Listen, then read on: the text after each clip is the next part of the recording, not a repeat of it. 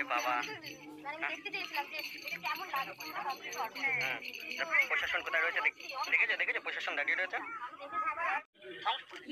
অপেক্ষায় দেখার অপেক্ষায় কবে কোর্টে থেকে রায় বেরোবে? মঙ্গলবার। আমার মনে হয় এটাকে কোনো কিছু বন্ধ না বড় দুর্গা দেখতে এসে বন্ধ, তাই তো? বিশ্বের বড় দুর্গা বন্ধ হয়ে গেল না, বাংলাদেশে না, পশ্চিমবঙ্গতেই দুর্গাপূজা বন্ধ।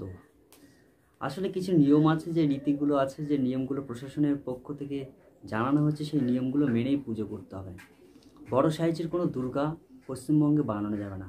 পশ্চিমবঙ্গ প্রশাসনের থেকে বলা হয়েছে যে প্রচণ্ড ভিড়ের কারণে একটা সমস্যা তৈরি হতে পারে, যে কারণে দুর্গা প্রতিমার সাইজ ছোট করতে হবে। কিন্তু গ্রামবাসীরা নারাজ। কৃষকরাও তাদের জমি ছেড়ে সেই দুর্গা বা পুজোর জন্য জমিটাকে চাষ না করে অবাধে ফেলে রেখেছেন, শুধুমাত্র এই বিশ্বের বড় দুর্গা হওয়ার জন্য। কিন্তু রানাঘাটের এই বিশ্বের বড় দুর্গা হয়তো এবছর আর হলো না। প্রশাসনের অসহযোগিতায় সেটা সম্ভব হলো না। এখন প্রশ্ন উঠছে, রানাঘাটে বিরোধীরা শক্তিশালী বলে কি প্রশাসনের তরফ থেকে এই বড় দুর্গার কোনো অনুমতি দেওয়া হলো না? যদিও ভিড় হতো, বিশ্বের বড় দুর্গা মানেই ভিড় হবে, তো সেই ভিড়কে কি এড়ানো যেত না? সামাল দেওয়া যেত না সেই ভিড়কে? অবশ্যই সামাল দেওয়া যেত।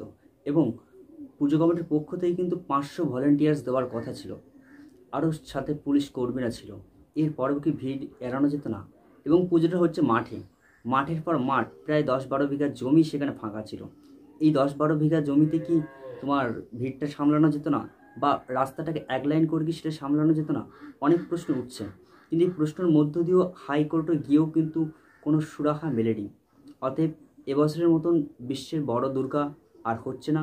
আর এই বিশ্বের বড় দুর্গা না হওয়াতে প্রশাসনের অনুমতি অনুযায়ী সাইজ ছোট করে, মানে দুর্গা যে প্রতিমা আছে সেই প্রতিমার মাপটা ছোট করে পুজো করার অনুমতি ছিল, কিন্তু গ্রামবাসীরা, রানাঘাটবাসীরা সেই অনুমতি মানেননি এবং সম্পূর্ণ পুজোটাকে বন্ধ করে তারা প্রতিবাদ জানালো। হিসেব দাঁড়ালো বাংলাদেশই নয়, পশ্চিমবঙ্গের বুকে একটি পুজো বন্ধ হয়ে গেল। দর্শক, কী বলবেন? আপনাদের মতামত অবশ্যই কমেন্টে জানাবেন।